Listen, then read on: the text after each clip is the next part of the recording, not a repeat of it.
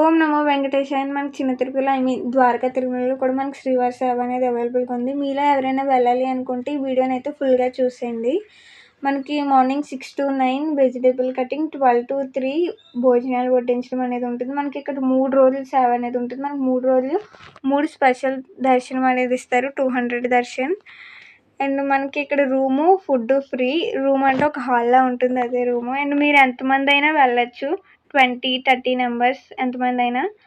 మీరు వెళ్ళేటప్పుడు ఆధార్ కార్డు, ఒక హాఫ్ ఫోటో మీ వెంట తీసుకొని వెళ్తే చాలు.